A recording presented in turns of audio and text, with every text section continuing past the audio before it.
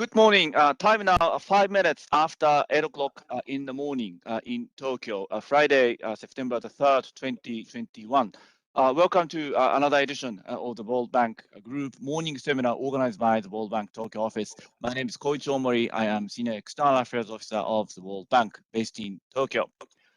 We apologize that we are starting a little bit late today.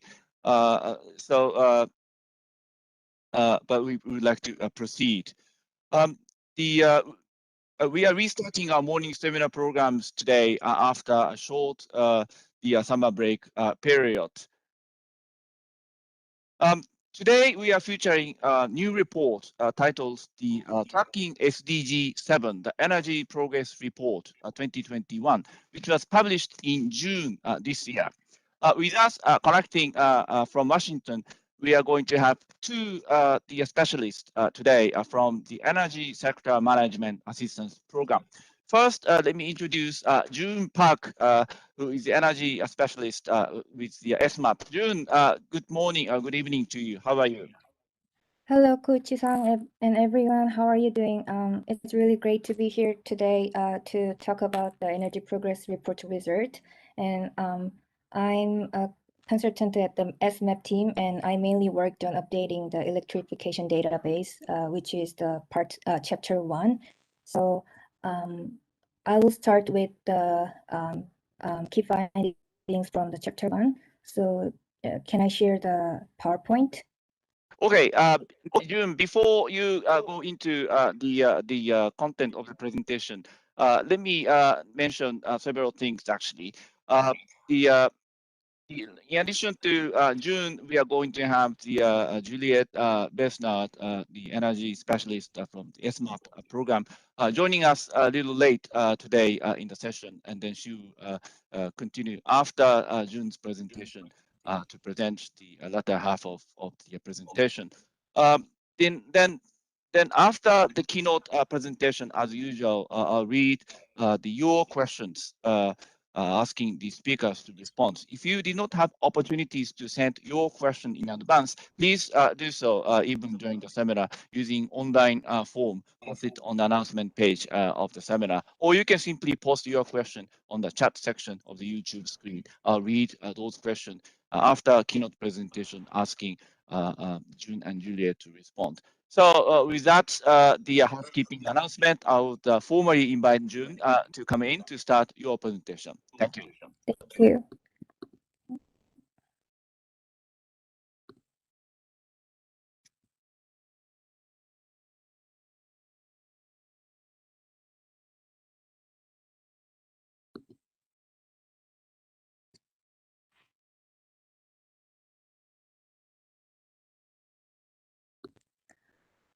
So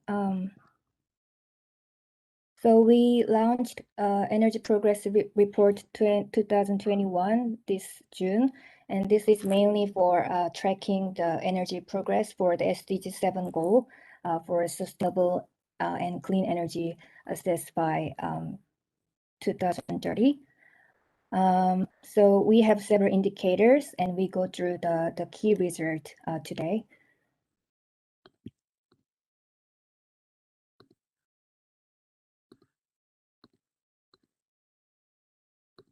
So over the past decade, the share of global population with electricity have improved from 83% in 2010 to 90% in 2019.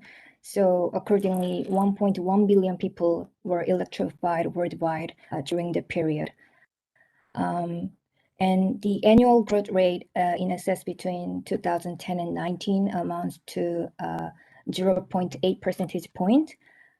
Although the progress in electrification has been remarkable since 2010, but the current pace would not be enough to timely achieve universal access within the next 10 years.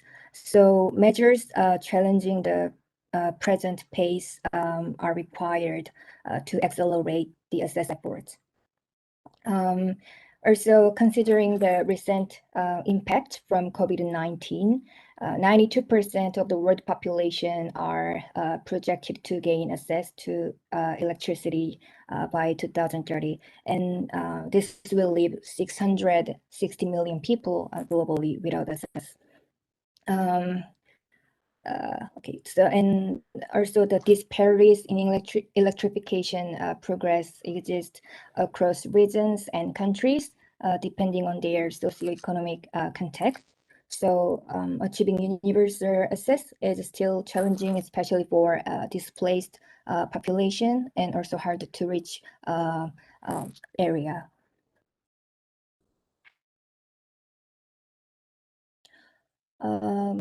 In terms of access deficit, rural area, as you see, still account for 84% of the global population without access. But the progress in rural area has been faster than urban area since 2010 because of the uptake of decentralized energy and attention to agenda of leaving no one behind by donors. And from a regional perspective, Sub-Saharan Africa takes up almost 3/4 of the unelectrified global population. The access deficit in this region has been continuously expanded, and it results about 570 million people lacking access in 2019. And for countries under fragile and conflict and violence context, the annual growth rate in electrification is higher than the global average between 2010 and 19, but still it takes up about half of the global access deficit. Lastly, for low-income countries, although the access rate in these countries has largely advanced from 28% in 2010 to 42% in 2019, but still they constitute more than half of the world's unserved population. So the access gap in these categories will become more challenging because of the pandemic-related measures like lockdowns, which have disproportionately affected those who are already vulnerable. So in 2019, 76% of the world's unelectrified population, which indicates 580 million people are in the top 20 countries with the largest access deficits.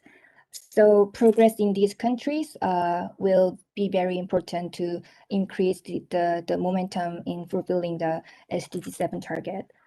Among these 20 countries, Nigeria, Democratic Republic of the Congo, and Ethiopia ranked highest in descending order. And these countries are all from Sub-Saharan Africa. And compared to the previous year's report, India was actually ranked as third, but this year, thanks to their its plunge in its population without access to electricity, it rounded out, and Ethiopia took the rank. In the meantime, Bangladesh, Kenya, and Uganda recorded the most significant growth in electrification because their annual growth rate in access has been more than 3 percentage points. Also, 9 out of these 20 access deficit countries, electrification kept pace with population growth. So decentralized electrification has grown significantly since 2010, thanks to policies supporting mini-grid and off-grid systems. And the number of people connected to mini-grids using solar, hydro, and biogas technologies has doubled from 5 to 11 million people in the past decade. And regardless of technology types, Nepal, Afghanistan, and Sierra Leone had the largest share of the population supplied by mini-grids. And when it comes to solar mini-grids for tier 1 or higher, supplies from them have increased nearly sixfold in the past decade, connecting 3.4 million people in 2019. And yeah, I see Juliet joined. Should I hand over from the next slide or? Hi everyone, apologize for my late arrival. Perhaps the next slide I'll take over. Okay, cool. So on this slide, we see the status of off-grid access to off-grid solar solutions and the evolution from 2016 to 2019. So these figures are provided coming from GOGLA database. And when 85 million people had access to off-grid electricity in 2016, we see that in 2019 it has increased up to 105 million. So that's really, and with the there are the three countries with the largest number of people connected to this solution are India, Kenya, and Ethiopia. And it's really reflecting the effort on electrification planning and the results of the least cost analysis. And these off-grid solutions have been really driven by the private sector. And it's, of course, it's in complementarity to grid connected access. Almost in 2019, almost half of the connections to off-grid are located in sub-Saharan Africa. And that's really where the market is developing pretty quickly. Next slide, please. So here are somehow the building blocks that we identified in the report to build a comprehensive electricity access strategy. So, of course, the last year has been really focused on the response to sustained electrification efforts in the context of COVID-19, with many mitigating measures to the pandemic to support both the national utilities, but also the mini-grid and the off-grid developers. A huge focus has been also done on the electrification of health facilities, with the question of the sustainability of the business model and how to ensure the O&M. The second aspect, the second block, is really closing the access gap and how to leave no one behind. How do we reach the last mile? How do we reach women, headed households, refugees and displaced people?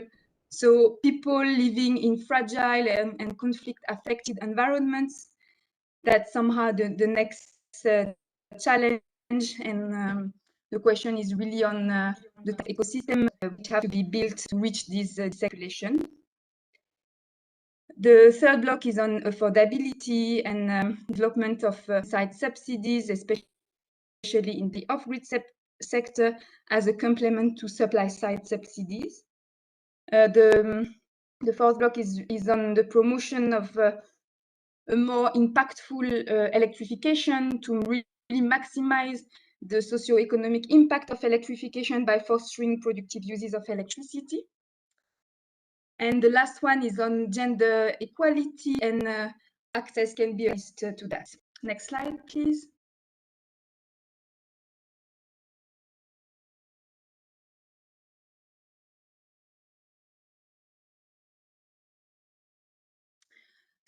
So here we wanted to show you also the RISE, the results of the RISE report that we launched in December 2020.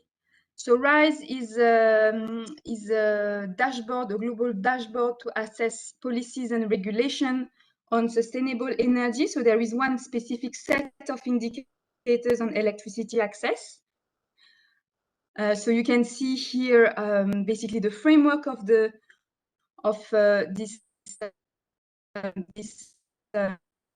indicator on electricity access.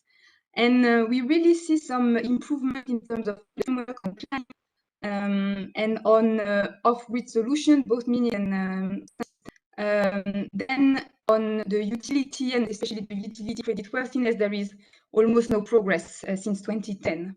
So basically with this indicator, you can identify the areas where there is still room for improvement, and the policy aspect really made progress and been on top of the agenda of policymakers.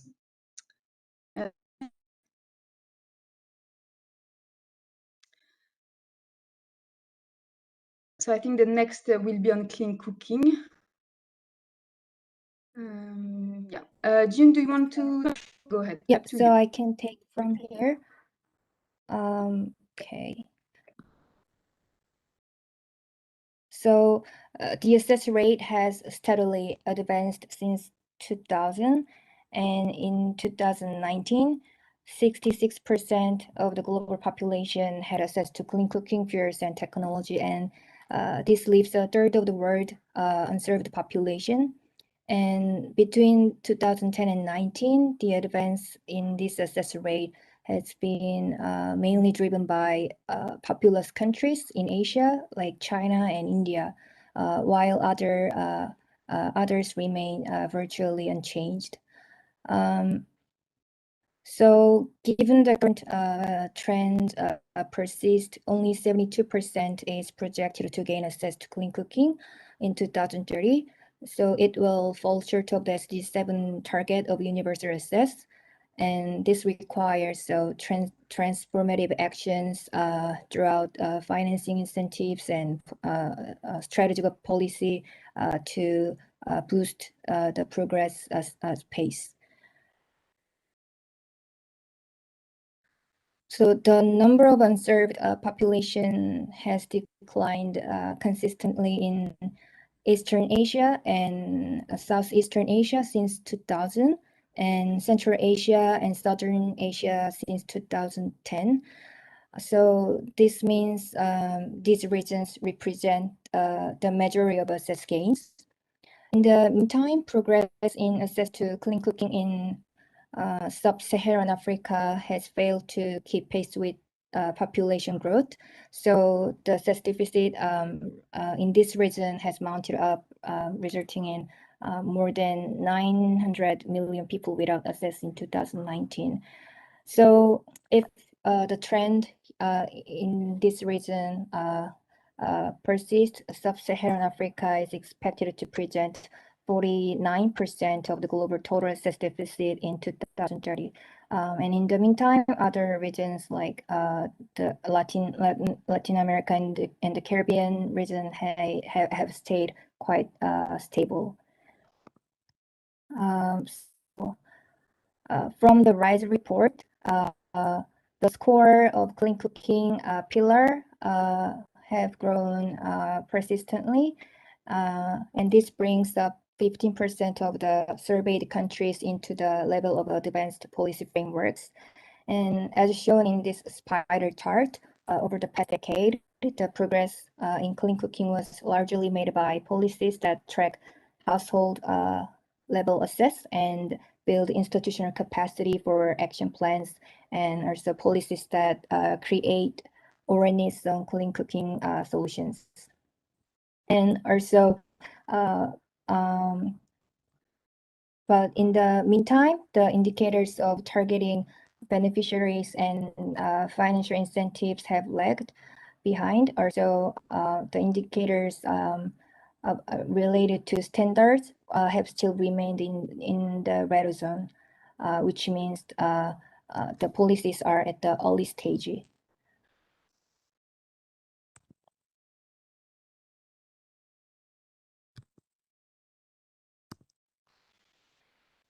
So for the global trend on the renewable energy side, in 2018, the share of renewable sources in total final energy consumption was 17.1%, which is close to the previous year's rate. And the current efforts we still need to accelerate by scaling up renewable energy, as well as containing consultation for energy efficiency and sufficiency to reach the target.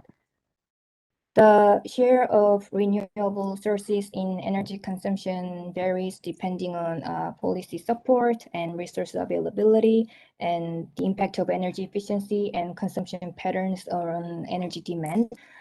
And in 2018, Sub-Saharan Africa accounted for the largest share of renewable sources in its energy supply, with traditional uses of biomass. And excluding the traditional uses of biomass, Latin America and Caribbean has the highest share of modern renewables consumption. That's because there is large use of hydropower for electricity generation and bioenergy for transport sector. And owing to the deployment of solar PV and wind, more than a third of the world year-on-year growth in modern renewables consumption was found in Eastern Asia and Southeastern Asia. And in terms of the key end user sectors, the electricity sector has been has shown the fastest improvement in renewable energy consumptions, whereas transport and heat sectors experienced far slower progress. So based on the latest RISE result, it's observed that 99% of the surveyed countries in the world at least have started to build a comprehensive legal framework for renewable energy. But carbon pricing and monitoring has lagged behind since 2010. And that's because about half of the countries do not have a related mechanism or policy for the use of renewables. And by sector, for non-OECD countries, renewable energy development policies and regulations have been substantially advanced in the electricity sector compared to the transport and heating and cooling sectors.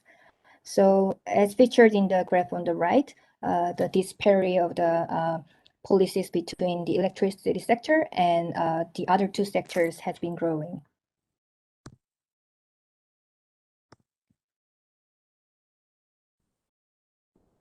So the average annual rate of improvement in global primary energy intensity was 2% in the 2010 to 18 period, and the 2% is an improvement compared to the rate of 1.2% from the past years, but still it's below the target rate, 2.6%. So as global progress has been slower than necessary in recent years, a new target for the annual average improvement rate has been set as 3% from 2018 to 2030. So regional disparities in trends of improvement of primary energy intensity have persisted globally. And over the past decade, Western Asia and Northern Africa and Latin America and the Caribbean show the smallest gains in energy intensity improvement. And meanwhile, the largest improvements were mostly found in emerging economies in Asia. In these regions, the growth in total energy supply, which is associated with the economic growth, has been mitigated by the sufficient progress in energy efficiency. And for the mature economies in Northern America and Europe, their total energy consumption was slightly decreased due to slower economic growth. And the trend in these economies also implies a decoupling of the economy from energy usage. So nearly 70% of the surveyed countries in the RISE report have adopted legislation planning for energy efficiency. And in terms of reason, OECD countries, high-income countries have been leading the global average score of policy and regulatory framework on energy efficiency. But in 2019, Sub-Saharan Africa and together with South Asia and Latin America and the Caribbean recorded a lower score of energy efficiency compared to other regions. But Latin America and the Caribbean and Sub-Saharan Africa have actually shown the fastest improvement in the adoption of the policies.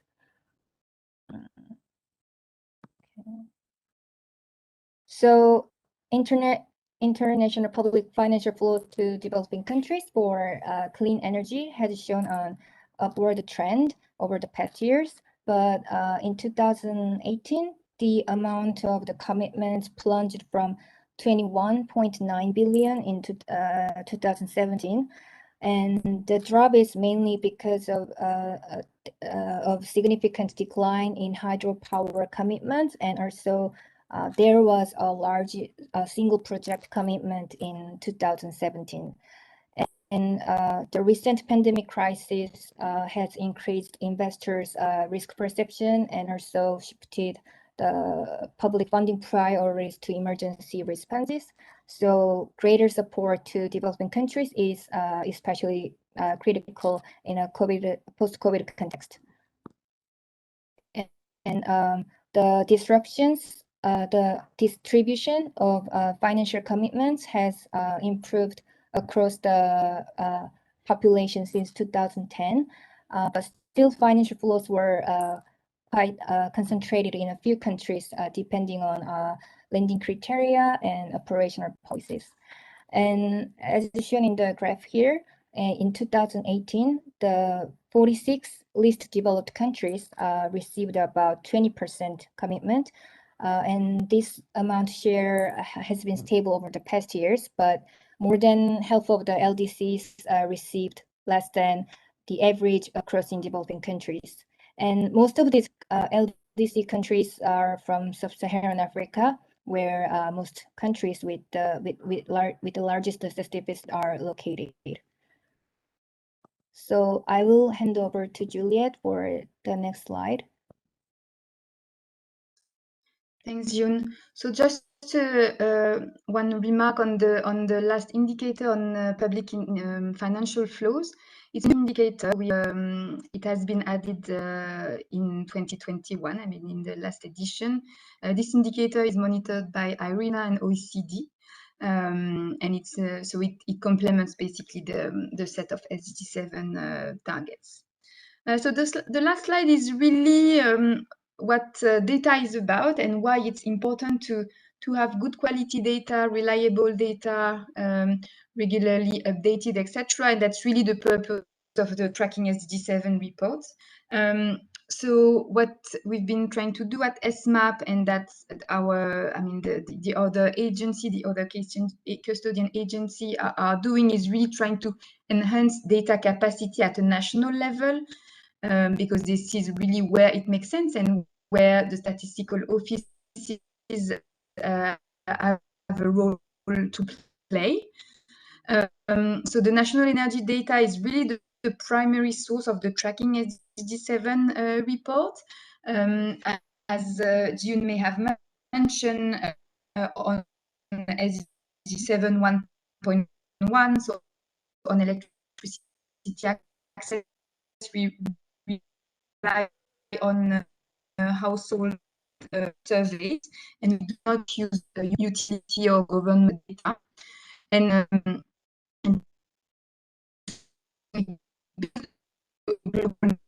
of the national statistical offices to electricity, for instance, we are tracking 230 countries. That's about it. And we really want a consistent methodology across the countries. And that's what enables somehow the household surveys to have this transparency and this comparability. It's why it's important to have good data. Basically, it's effective. I'm talking about here only electricity access, but that's what I mean the World Bank is custodian for.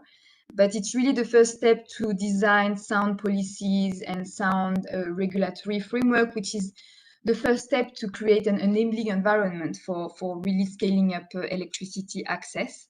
And there is definitely a lot, I mean, need to build more capacity in developing countries and particularly least developed countries to have better energy statistics. And that's a bit on the side, but SMAP is working on the multi-tier framework, MTF, which has been conducted in about 20 countries now, and which really give a very granular overview of electricity access in these countries. And while we conduct the survey the first time, then the idea is really that the national offices can take over and conduct their own survey, so they can monitor themselves the progress in terms of access. So building capacity is key, and that's what SMAP particularly is doing on these data aspects.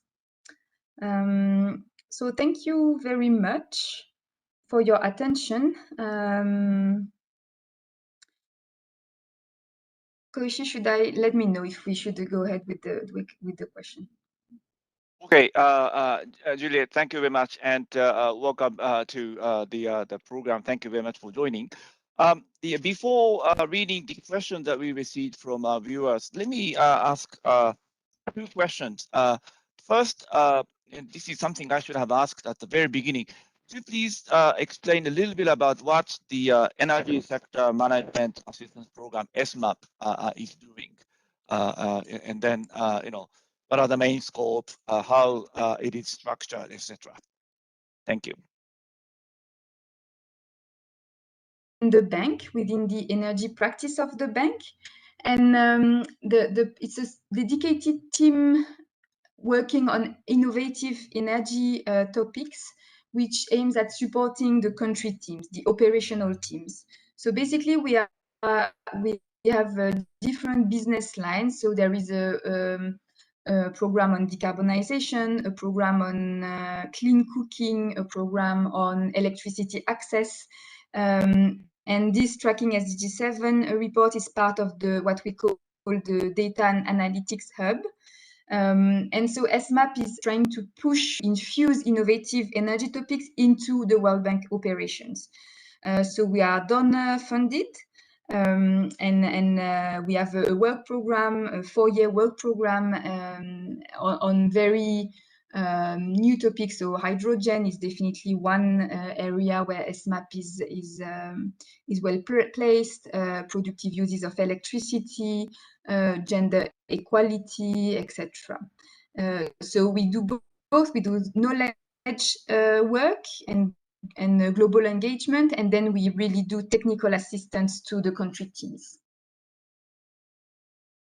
I hope that clarifies a bit.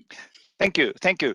The one more question on this tracking SDG 7 report, and we're happy to keep featuring this report in our seminar program. This is the third time that we feature and introduce the latest edition. But this report is the result of the collaboration or cooperation among 5 agencies. So would you please a little bit talk about how those 5 agencies are collaborating together to produce the report? Yeah. Thank you. So it has been a very long process of collaboration, which started in 2013 with the Global Tracking Framework (GTF). And yeah, it's a collaboration and a joint report with the World Bank, IEA, UNSD, IRENA, and WHO. So these are the 5 custodian agencies for SDG 7, and it's the only SDG which has such a regular reporting exercise at this level of collaboration with other agencies. So each agency is basically responsible for its own indicator and then its own chapter, etc. And then SMAP has the role of secretariat, so to put everything together and actually publish ultimately the report.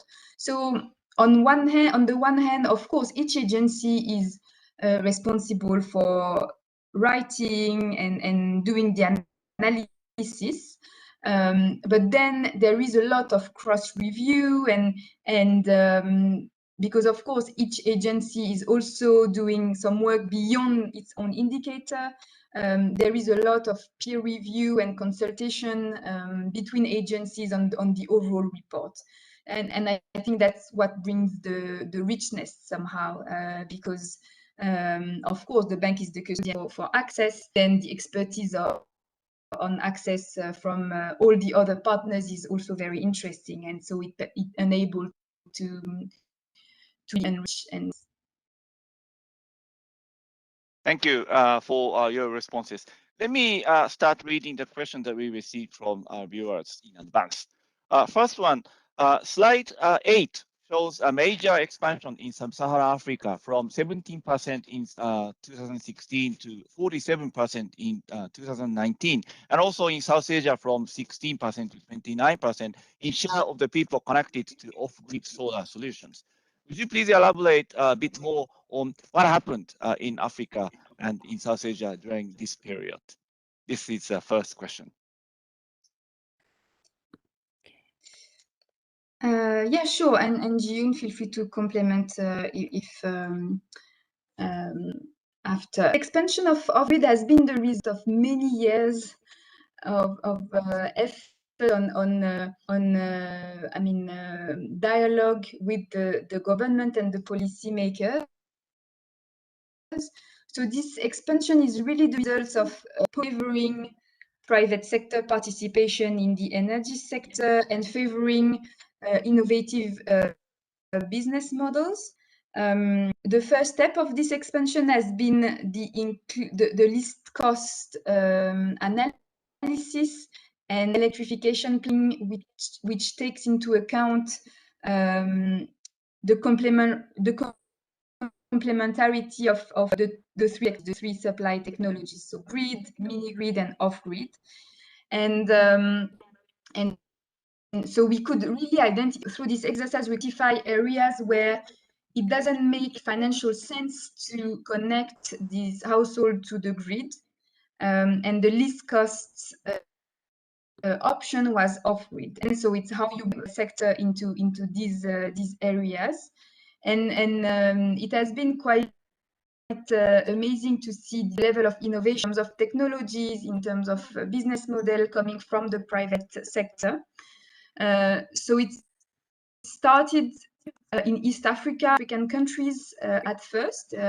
Kenya is, of course, a great example to talk about.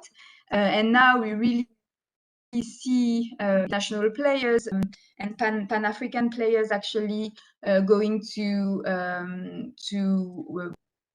Western Africa or Africa. I'm thinking of the DRC, the Sahel countries, etc. So I think that the electrification plan, the policies have really been the key aspects to foster this private sector participation. Yun, do you have anything to add? And just adding to Juliet's point, and from the RESIDE report, Sub-Saharan Africa region was featured as the region which shows the most largest improvement. So this region developed policy and regulatory frameworks for the sustainable energy and the legal framework for private sector ownership or penetration of the clean energy. So that's why there we can see the steep increase in the upgrade solar solutions, because that policies mostly targeted the decentralized energy sources. Thank you for your responses. Let me continue reading the next question. Would you please touch on the role of the private sector in accelerating the effort for SDG 7? What are the most important priority areas which should be emphasized in this regard? So the role of private sector, it's now somehow acknowledged that public funding will not, cannot allow reaching the 2030 target on universal access. And so the role of international organizations, as the bank is really had to develop this sector complementing public funded solution and national utilities. So as I said, the role of private sector is to provide innovative solution. We've seen in the off-grid sector with the pay-as-you-go business model that they've been able to deal with the fact that affordability is limited. The willingness to pay is not at first, can be a barrier at first, and the private sector has been able to deal with that through innovation. And ultimately, those business model will be financially viable. Of course, now with some experience, we realize that it cannot go without subsidies in the first place. So either supply or demand side subsidies.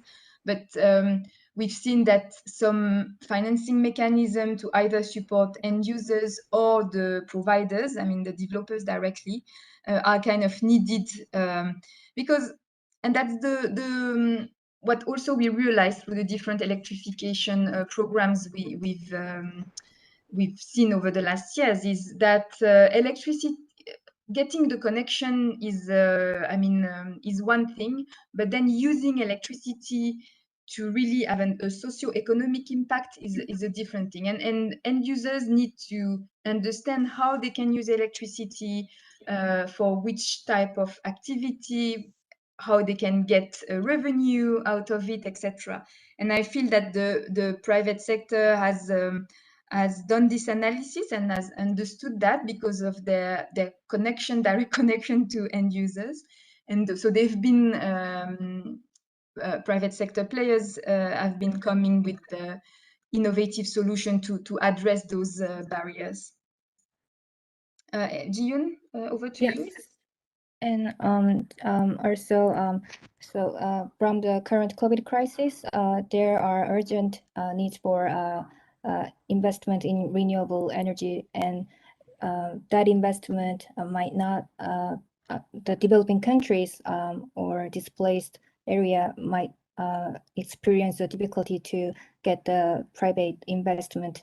So in such markets, public sources also can be harnessed to finance infrastructure, leveraging the private sector, private capital. And also, since clean cooking indicator relatively has recorded a slow pace toward the target, and large-scale public and private investment can be also key actions to boost the growth rate. All right, thank you very much for your responses. Let me continue reading the third question. The energy, sorry, this one. How do you secure the transparency as well as protection of the local residents in the process of renewable energy production, which requires raw materials such as rare metals? These countries are sometimes fragile state countries. What about the current situation and future plans for research and development in such countries for replacement of such resources? Any comment, please? I can comment, but it's a bit beyond the tracking SDG 7 report. I mean, it goes more into what the World Bank is doing in terms of operations. And so I can, I mean, it's a very interesting question, even though it's not directly related to the report. I work in DRC, so that's definitely an issue we deal with. So on the management of resources and I mean the relationship with local population in the process of RE production.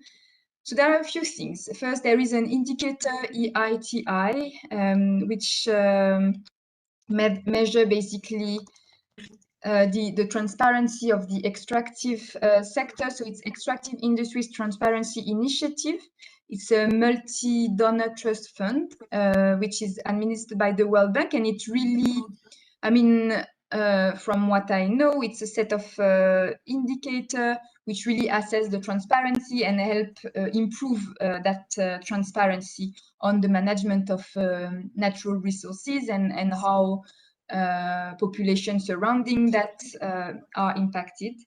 And then all World Bank projects have an environmental and social frameworks that all contracted under the World Bank project have to meet. So that's it's very well framed and designed through that framework. Okay, thank you for your responses.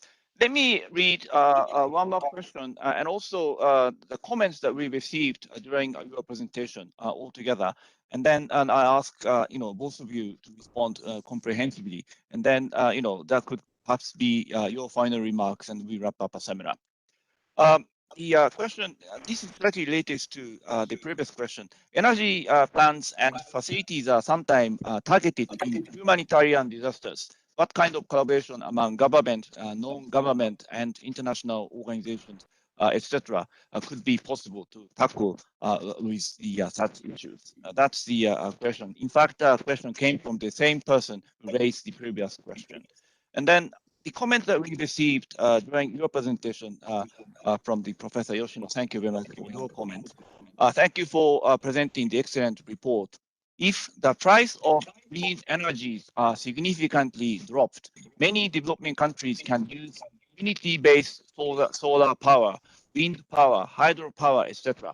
Charging tax on fossil fuels to all the countries will also push them push from coal to renewable energy. Both policies will be needed to encourage to increase green energy in developing countries. So this is a comment from the Professor Yoshino. I would like to ask Juliet and then June to come in to sort of respond comprehensively, but also say the final remarks to the viewers in Japan, and we wrap up a seminar. Thank you.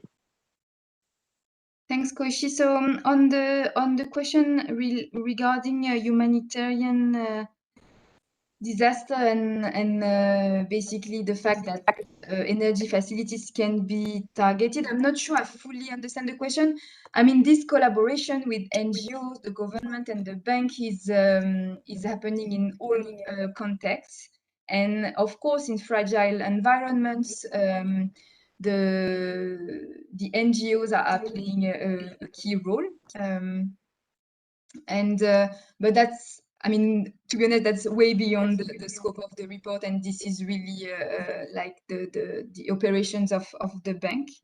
On the question regarding the price of clean energies and basically the fossil fuel subsidies, that's how I understand it. It's a very complex topic, and actually the SMAP has a dedicated program on removing fossil fuel subsidies and how to ensure that transition, because what we see is that in many cases the poorest segments of population are the one which are the most affected to that type of policies, which of course makes sense in the decarbonization context, but on the other hand, it's very important to tackle those issues so the poorest are not the most affected. So let me read again the question. Do you have anything to add? I'm reading again the question. So I have a quick comment to the first question regarding the humanitarian disasters. So it might not directly address the question though, but from in terms of our report perspective, for the country context with country with violence, conflict, and fragile context, usually there are problems for gathering the reliable data in a consistent manner. So for this year, for the electricity chapter, we try to connect with the UNHCR, to get some data related to that topic. So we are doing that kind of cooperation to build up the more concrete database to deliver the assessment of the progress on the indicator. So, but still there are more data, of course, needed to understand energy access for such humanitarian disaster issues related to energy. And perhaps just to close the loop, again, the private sector has a role in terms of connecting refugees and local host communities to electricity. And UNHCR in this regard has a dedicated strategy to boost access to this solution and really promote integrated approaches with inclusive solution and sustainable solution to really connect the displaced population. Again, it can go through policies. I mean, this is really where the bank has added value. Okay, thank you very much, Juliet and June, for joining us this morning from Washington to present the SDG 7 tracking SDG 7 report. We will definitely, continue and repeat the seminar in the future to introduce the forthcoming edition every year, if possible. And then, of course, at some point in the future, we will definitely want to welcome the team to visit Tokyo or Japan to present the report and also engage the discussion with Japanese stakeholders in a face-to-face manner. So once again, thank you very much, Juliet and June, for joining us this morning. Really appreciate it. Thank you. Thank you very much. Thank you very much. Great. Next week, we are featuring a new publication, Development Research in Practice, the DIME Analytics Data Handbook. This will start at 8 a.m. on Friday, September the 10th, in Japan Standard Time. And also, the World Bank Group is currently running a virtual recruitment mission for Japanese nationals, posting the 13 World Bank positions on the World Bank Tokyo office website, encouraging those of you who are interested in working at the World Bank to apply. In fact, a senior energy specialist position is included among the 13 positions currently advertised on our website. If you are interested in working with us, and if you are the energy expert, please take a look at the World Bank Tokyo office website for considering those opportunities. And then we also are organizing a series of seminars related to the recruitment missions this month. So please take advantage of those seminars currently posted on the World Bank Tokyo office website. With that, once again, thank you very much for joining. Have a nice and wonderful weekend. Stay safe, stay healthy, and see you next week. Thank you.